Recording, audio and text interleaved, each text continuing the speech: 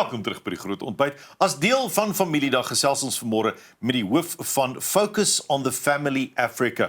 Ons praat met Graeme Schnell. Hy's iemand wat glo daarin dat die familie se middelpunt rondom God moet wees en dat dit belangrik is. Good morning, Graeme. Good morning, Pierre. Good morning, Jennifer. Great to be with you guys. It's lovely having you here today. Graeme, let's talk about healthy family life. The concept of healthy family life. There are so many elements to it, and it's such an all-encompassing term. What does that mean to you? Well, I think if I were to break it down, start with the word healthy family. And, in terms of just how important that is for society, to have a family that's built on God's design, a husband and a wife, raising children together. And I know that's not always possible, and it's not to bring condemnation. There are incredible single parents and all kinds of families that are doing phenomenal jobs raising the next generation. But where we can keep a healthy family strong, we can have healthy societies. But healthy family life, I think, really is about building into the relationships that are most important. And that is our family. That is being intentional about building into that relationship with your spouse and your children.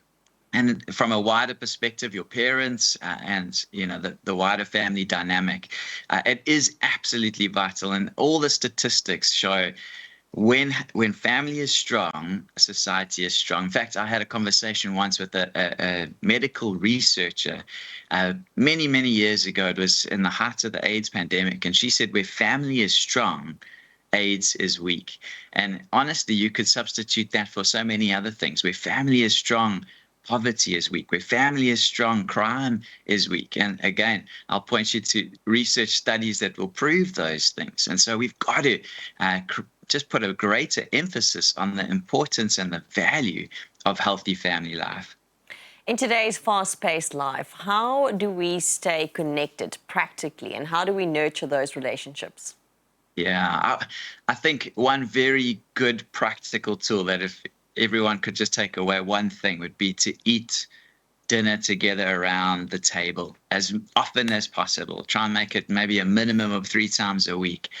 Just something very special about eating a meal together around the table. And so that's one really good way. But I think it's about putting specific boundaries in place. And so that could be one, to say, listen, our family is going to eat together around the table. We're not going to sit in the lounge and watch TV. We're going to make an effort to be together and eat at the same time, because it's in those moments that conversations flow and relationships are built. But you could add things like, well, when we're at the table, there's no devices. Sometimes even in the car, you could say, listen, when we're in the car together, nobody's on their phone, because that's an opportunity. You've got a captive audience.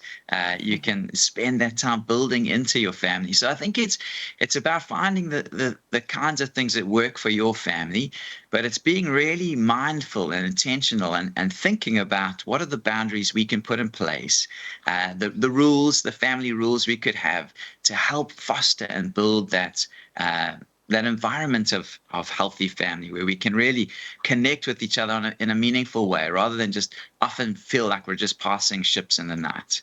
That connection, that communication between family members is absolutely key, as you say now. And you refer to the fact that, for instance, when you're in the car, put down the cell phones and speak to each other. When you're at home at night, sit down at the table and have dinner together. What are some of those routines and traditions and things that you personally have applied in your family do you think people can use? What are other things that we can try together as a family to establish our bonds more?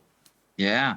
You use that word tradition, and I think it's such a powerful word, and it's one I think that is not capitalized on enough in family life.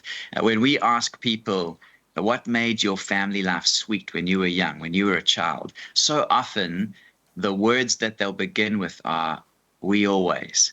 On Saturday mornings, we always used to take the dogs for a walk in the park. On Friday nights, we always ate pizza. Whatever it is, there's so many of those we alwayses. And it's a great thing to create those traditions, because it helps kids develop something of belonging. They feel like they belong to something when there's that tradition. For us, well, let me just say this, and maybe I'll offend your audience, but they won't be able to find me. Your kids won't remember the expensive presents that you got them, that bicycle with 38 gears, or that, PlayStation or whatever it is. They'll remember those moments that you created. Things like when you decided to pitch a tent in the garden and camp out there for the night, when you've got perfectly good rooms to sleep in inside, but it's just fun. But at midnight you got scared and you both came in. You'll tell those stories and you'll remember that forever. For us, one of the things we do, speaking of camping, every Christmas we have a family camp out in the lounge. So we're not brave enough to pitch tents and go outside, but every year we'll camp out in the lounge. We'll bring all our mattresses into the lounge. We'll watch movies. We'll order takeout, and we'll just be together. And again, there's no good reason why we would do something silly like that, except that it's fun. And our kids are now teenagers, and they still look forward to that tradition. And so it's just being inventive. It's finding those little things. I think sometimes creating experiences is so much more important than stuff. And so I know stuff is important. We've got to get them the cricket bat that they need for their school sports and all of those things.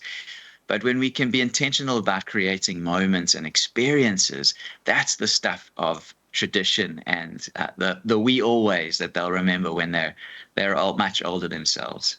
Creating experiences often take time, and that means you have to find a really good life-work balance. And I think that's something that a lot of people struggle with, is that work-life balance.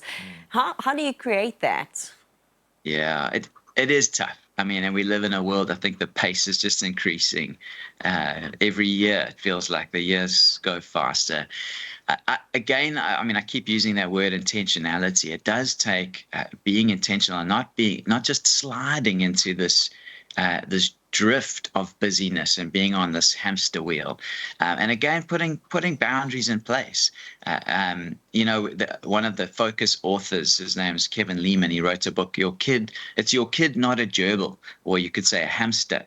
And sometimes that's what it feels like. Our kids are on a hamster wheel, just going from one activity to the next.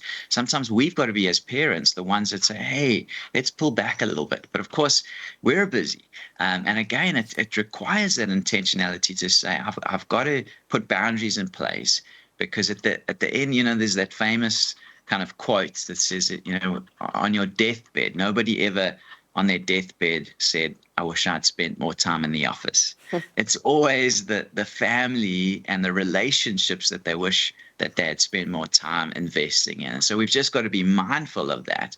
There can be practical things. One story I heard that I thought was really powerful was a guy said when he drives home from work, his mind is so full of the busyness of the day, and he's just playing over all the meetings that he had and all he's planning for the next day.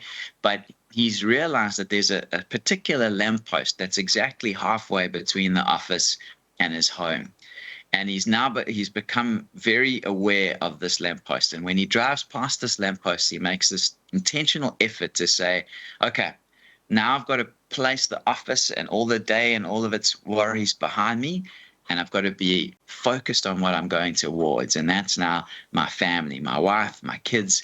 And so he starts to switch. And it's not just a quick, easy switch, but it's an intentional, I'm going to be mindful about when I get home and I walk through those doors, the work days behind me, my focus and my energy and my intention is now on what's really most important, and that's the people that are in front of me, my family. And so it's tough. It really is tough. It requires those boundaries that we put in place. It requires being creative and intentional, but we can do it, and we can make a tremendous difference in the life of our kids and generations to come if we do it well. Graeme, that is lovely. Thank you so much for your time this morning. I hope you have a wonderful family day, and all of the best. Thank you so much. It's been great to be with you. Have a happy family day as well. Ja, dat is Graeme Schnell. Hy is natuurlik die Hoof Uitvoerende Beampte van Focus on the Family Africa.